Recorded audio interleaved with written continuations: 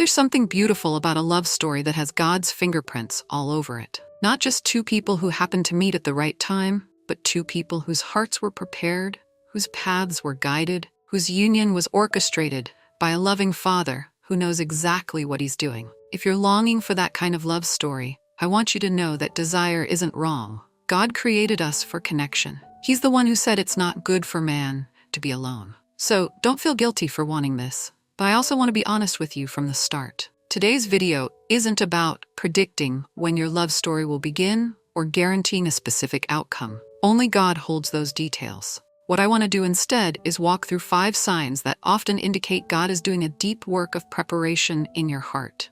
Signs that He's shaping you, positioning you, and making you ready for the kind of love that truly honors Him. These signs are less about external circumstances and more about internal transformation, because that's where God always starts. He works from the inside out. So let's explore these together.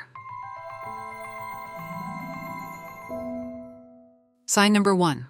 You're finding your deepest fulfillment in God alone. This is the foundation of everything else. Before God writes your love story with another person, He wants to be the author of your satisfaction, your peace, and your joy. So many people approach relationships looking for someone to fill an emptiness inside them.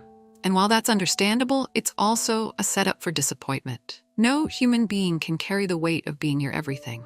That role belongs to God alone. Psalm 16, verses 11 says, "You make known to me the path of life. In your presence there is fullness of joy. At your right hand are pleasures forevermore." Fullness of joy. Pleasures forevermore. These are found in His presence, not in a relationship status. If you're discovering that your contentment is less dependent on whether you're in a relationship and more rooted in your walk with Christ, that's a significant sign. It means your foundation is being established in the right place. This doesn't mean you stop wanting marriage. It means that wanting marriage no longer controls you. You can desire it without being desperate for it. You can hope for it without being devastated without it. When God becomes your deepest fulfillment, you're free to receive a spouse as a gift rather than grasping for them as a need. And that freedom is essential for healthy, lasting love. Sign number 2. You're experiencing growth in your character and emotional health. God cares deeply about who you're becoming. And one of the signs that He's preparing you for a love story is that He's actively refining your character and bringing healing to your heart. Galatians chapter 5, verses 22 and 23 describe the fruit of the Spirit. But the fruit of the Spirit is love, joy, peace, patience, kindness, goodness, faithfulness, gentleness, self-control. Against such things there is no law. Look at that list. Love, patience, kindness, gentleness, self-control. These aren't just nice qualities to have. They're essential for a thriving marriage. Ask yourself honestly, are these fruits growing in your life? Not perfectly, but progressively. Are you more patient than you were a year ago? More kind? More able to control your reactions when you're frustrated or hurt? And beyond character, what about your emotional health? Are you doing the work of addressing past wounds?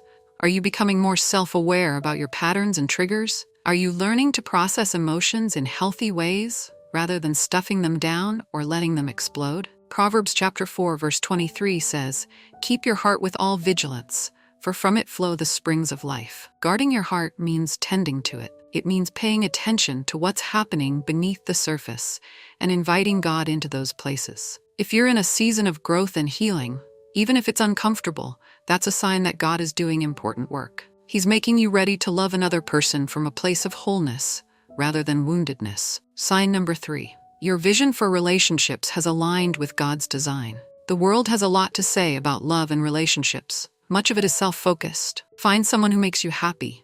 Find someone who meets your needs. Follow your heart wherever it leads. But God's vision for love is radically different. It's sacrificial. It's covenant-based. It's about two people serving one another and together serving Him. Ephesians chapter 5, verses 25 and 28 give us a glimpse of this. "Husbands, love your wives as Christ loved the church and gave Himself up for her. In the same way, husbands should love their wives as their own bodies. He who loves his wife loves himself. Christ gave Himself up for the church." That's the model. Not a love that takes, but a love that gives. Not a love that keeps score, but a love that sacrifices. If your understanding of relationships has shifted from what can I get to what can I give, that's a sign of transformation. If you're less interested in finding someone to complete you and more interested in finding someone to serve alongside you, Your vision is aligning with God's heart. This also means your standards are rooted in the right things. Not just attraction or chemistry, though those matter, but character, faith, and shared mission. You're looking for a partner who loves Jesus, not just someone who checks superficial boxes. When your vision for love looks more like God's design, you're being prepared for the kind of love story that lasts. Sign number 4.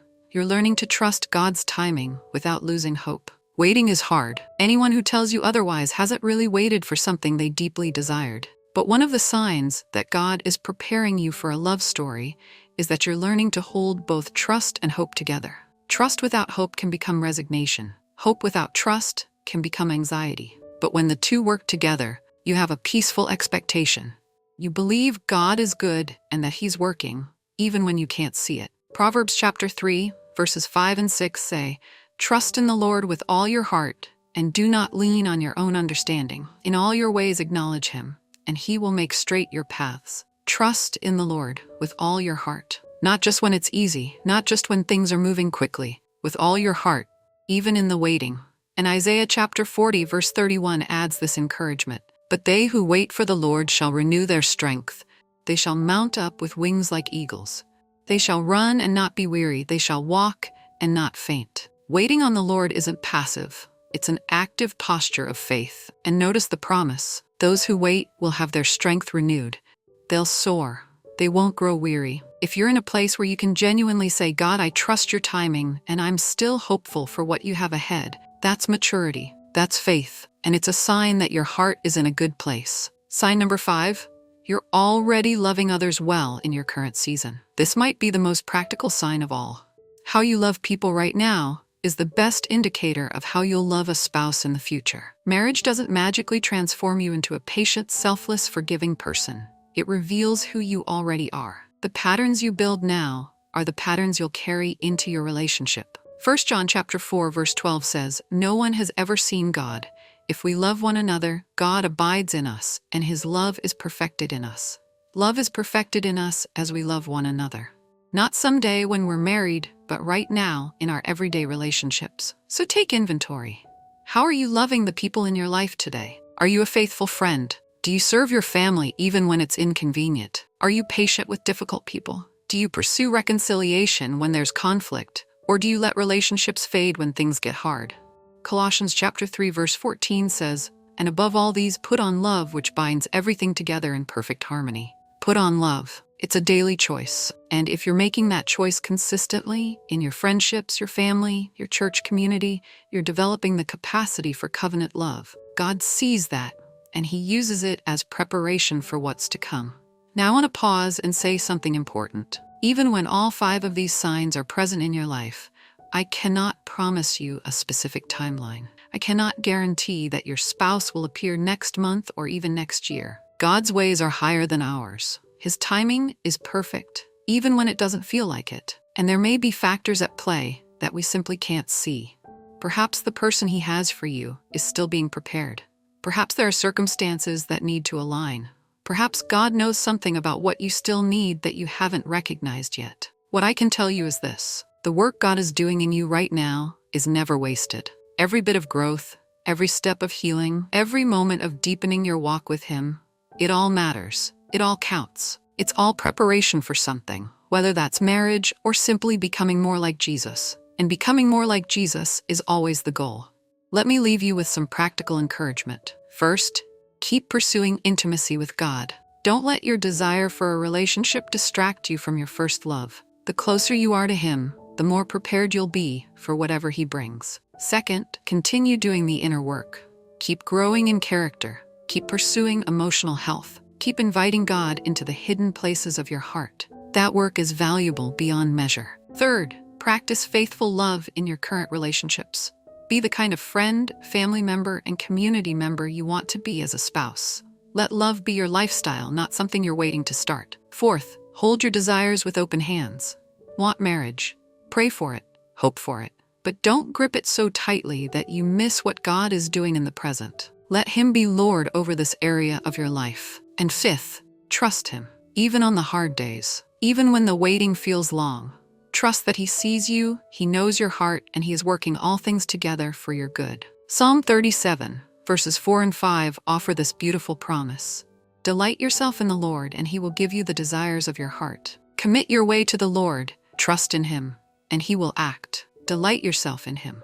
Commit your way to Him, trust Him, and watch Him act. Your love story may not look like what you've imagined. It may unfold in ways you never expected. But if God is the author, you can be sure it will be good, because He is good, and His plans for you are good. So keep walking with Him. Keep growing. Keep trusting. The best stories are written by the one who knows the ending from the beginning. If this message encouraged you today, I'd love for you to like this video and subscribe to the channel. Share it with a friend who might need to hear this, and leave a comment letting me know which of these 5 signs stood out to you most. Thank you for being here. I'm grateful for each one of you. Until next time, keep navigating life God's way.